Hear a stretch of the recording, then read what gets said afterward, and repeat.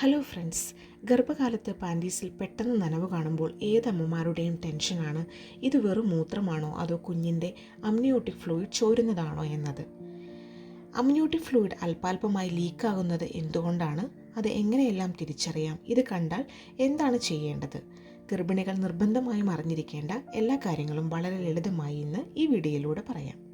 Video തുടങ്ങുന്നതിന് മുമ്പ് ഈ ചാനൽ നിങ്ങൾ ആദ്യമായാണ് കാണുന്നതെങ്കിൽ സബ്സ്ക്രൈബ് ചെയ്ത് സപ്പോർട്ട് ചെയ്യാൻ മറക്കരുത്. ആദ്യം തന്നെ എന്താണ് ഈ അമ്നിയോട്ടിക് ചോർച്ച എന്ന് നോക്കാം.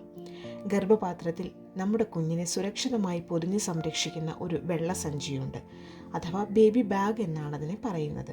ഈ സഞ്ചിയിൽ ഉണ്ടാകുന്ന ചെറിയൊരു പൊട്ടലോ തുളയോ ഇതെല്ലാം കാരണമാണ് ഉള്ളിലെ വെള്ളം യോനിയിലൂടെ പുറത്തേക്ക് വരുന്നത്. ചിലർക്ക് ഇത് ഒറ്റയടിക്ക് ഒഴുകിപ്പോകും, എന്നാൽ മറ്റു ചിലരിൽ ദിവസങ്ങളോളം വളരെ ചെറുതായിട്ടായിരിക്കും ലീക്കായിക്കൊണ്ടിരിക്കുന്നത്. ഇനി എന്തുകൊണ്ടാണ് ഈ സഞ്ചി പൊട്ടുന്നത് അല്ലെങ്കിൽ ഈ അമ്നിയോട്ടിക് ഫ്ലൂയിഡ് ലീക്ക് ആകുന്നത്? ഇതിന് പ്രധാനമായും ചില കാരണങ്ങളുണ്ട്. ഒന്നാമതായി മെംബ്രെയിൻ റപ്ചർ അഥവാ സഞ്ചി പൊട്ടുന്നത്. പ്രസവ സമയത്തിന് മുൻപ് തന്നെ കുഞ്ഞിൻ്റെ സഞ്ചിയിൽ ഈ പൊട്ടലുണ്ടാവുകയാണെങ്കിൽ അമ്നിയോട്ടിക് ഫ്ലൂയിഡ് ലീക്കാവുന്നതാണ്.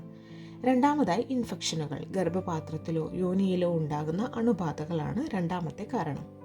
3, ഗർഭപാത്ര ഗളത്തിൻ്റെ ബലക്കുറവ് അഥവാ വീക്ക് സെർവിക്സ്, കുഞ്ഞിൻ്റെ ഭാരം താങ്ങാൻ സെർവിക്സിന് കഴിയാതെ വരുന്നത്. 4, സഞ്ചിക്ക് കട്ടി കുറയുന്നത്, കുഞ്ഞിൻ്റെ സഞ്ചിയുടെ ഭിത്തി കട്ടി കുറഞ്ഞു വരുന്നത് വേറൊരു കാരണമാണ്. 5, അമിതമായ വലിപ്പ വ്യത്യാസം, ഇരട്ട കുട്ടികളോ അല്ലെങ്കിൽ വെള്ളം അമിതമായി ഉള്ളപ്പോഴോ ഗർഭപാത്രം അമിതമായി വലിയുന്നത്. 6, വയറിനേൽക്കുന്ന തട്ടലുകൾ, വീഴ്ചയോ വയറ്റിൽ എന്തെങ്കിലും വന്ന് ശക്തമായി തട്ടുന്നതോ ഒക്കെ ഇതിന് കാരണമാകാം. അടുത്തതായി പുകവലിയും മെഡിക്കൽ ഹിസ്റ്ററിയും.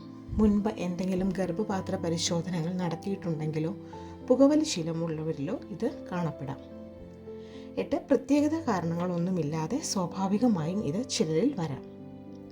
ഗർഭകാലത്ത് മൂത്രം കൺട്രോൾ ചെയ്യാൻ ബുദ്ധിമുട്ടുള്ളതുകൊണ്ട് പലരും ഇത് മൂത്രമാണെന്ന് തെറ്റിദ്ധരിക്കാറുണ്ട്. ഇത് വീട്ടിൽ വെച്ച് പെട്ടെന്ന് തിരിച്ചറിയാൻ ഒരു വഴിയുണ്ട്. പാഡ് ടെസ്റ്റ് ഉപയോഗിക്കാം. ഒരു കോട്ടൺ പാഡ് വെച്ച് അല്പസമയം നിരീക്ഷിക്കുക. ഒഴുകി വരുന്ന ദ്രാവകത്തിന് മഞ്ഞ നിറവും മൂത്രത്തിൻ്റെ മണവും ഉണ്ടെങ്കിൽ അത് മൂത്രമാണെന്ന് ഉറപ്പിക്കാം. എന്നാൽ വരുന്നത് നിറമോ മണമോ ഇല്ലാത്ത തെളിഞ്ഞ വെള്ളം പോലെയാണെങ്കിൽ, ഒപ്പം തുടർച്ചയായി നനഞ്ഞുകൊണ്ടിരിക്കുകയാണെങ്കിൽ അത് പനിനീര് അല്ലെങ്കിൽ അമ്നിയോട്ടിക് ഫ്ലൂയിഡ് ആയിരിക്കാനാണ് സാധ്യത. ഇങ്ങനെ അമ്നിയോട്ടിക് ഫ്ലൂയിഡ് ലീക്ക് ആകുന്നുണ്ടെന്ന് ചെറിയൊരു സംശയം തോന്നിയാൽ പോലും ഒട്ടും വൈകിക്കാതെ ഉടൻ തന്നെ ഡോക്ടറെ കാണിക്കുക. ഡോക്ടർമാർ അൾട്രാസൗണ്ട് സ്കാൻ വഴി ഉള്ളിലെ ഫ്ലൂയിഡിൻ്റെ അളവും കുഞ്ഞിൻ്റെ അനക്കവും പരിശോധിക്കും. ഫ്ലൂയിഡ് കുറവുണ്ടെങ്കിൽ കുഞ്ഞിനും അമ്മയ്ക്കും ഇൻഫെക്ഷൻ വരാതിരിക്കാനുള്ള ചികിത്സ അടിയന്തരമായി നൽകും.